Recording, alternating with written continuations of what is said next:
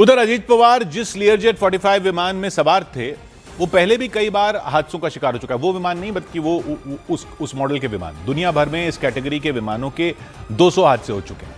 America और भारत समेत कई देशों में इस विमान के क्रैश होने की घटनाएं सामने आई थी और इसके बाद महाराष्ट्र के बारामती में भी इस मॉडल का विमान क्रैश हो गया और अजीत पवार समेत 5 लोगों की मौत हो गई। सबसे पहले यह विमान 1998 में अमेरिका के वर्जीनिया में क्रैश हुआ था, इस मॉडल का विमान। इसके बाद 2003 में इटली के मिलान में टेक ऑफ के दौरान बड़ा विमान हादसा हो गया था लियरजेट 45 का। 2008 में हवा के दबाव की वजह से मेक्सिको सिटी में लियरजेट 45 क्रैश हो गया था। फिर 2021 में मेक्सिको में ही एक बार फिर लियरजेट 45 विमान क्रैश हो गया था। एक के बाद एक कई हादसों की वजह से लियरजेट 45 विमान सवालों के घेरे में आ गया था, लेकिन इसके बाद भी इस विमान के हादसों में कमी नहीं आई थी। महाराष्ट्र के बारामती में हुए प्लेन क्रैश से पहले मुंबई में भी लियरजेट 45 विमान हादसे का शिकार हो चुका था। 14 सितंबर 2023 को यह विमान मुंबई एयरपोर्ट के रनवे से टकराकर 2 हिस्सों में बढ़ गया था। लियरजेट 45 XR विमान ने विशाखापट्टनम से मुंबई के लिए उस वक्त उड़ान भरी थी।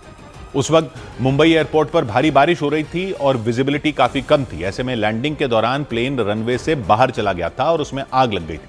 हालांकि गनीमत यह रही कि उस हादसे में किसी की जान नहीं गई थी। 3 साल बाद दोबारा लियरजेट 45 विमान क्रैश होने से कई सवाल फिर खड़े हो गए।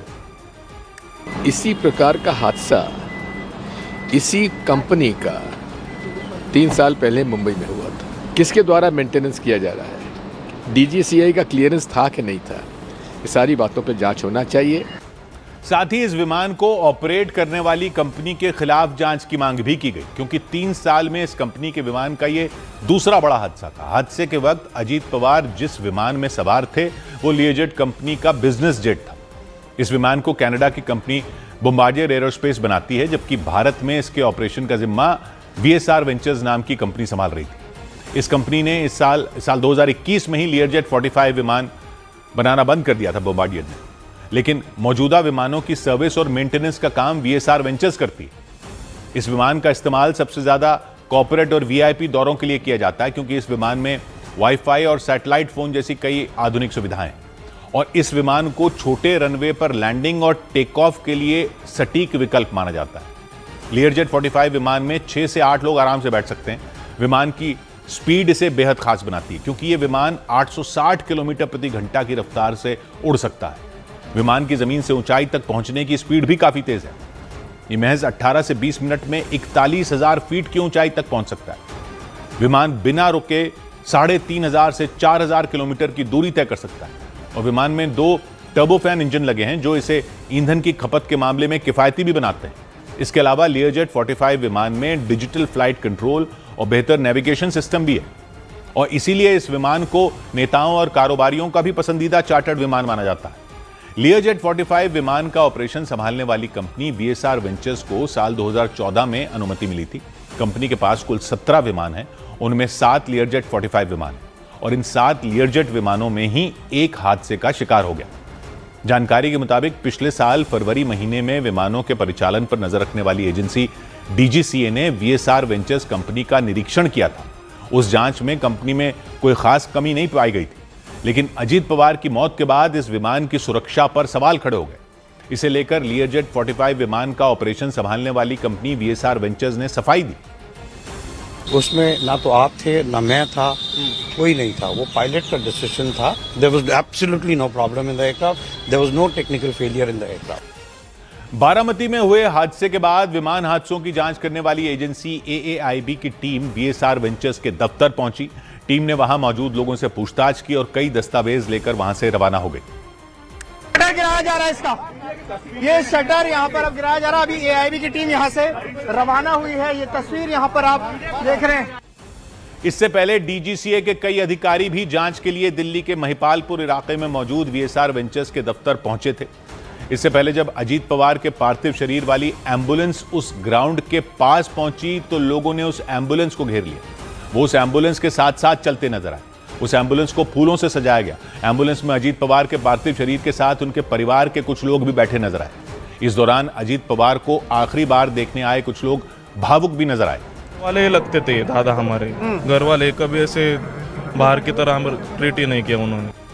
अजीत पवार के पार्थिव शरीर के अंतिम दर्शन के लिए विद्या प्रतिष्ठान स्कूल के ग्राउंड में उसको रखा गया।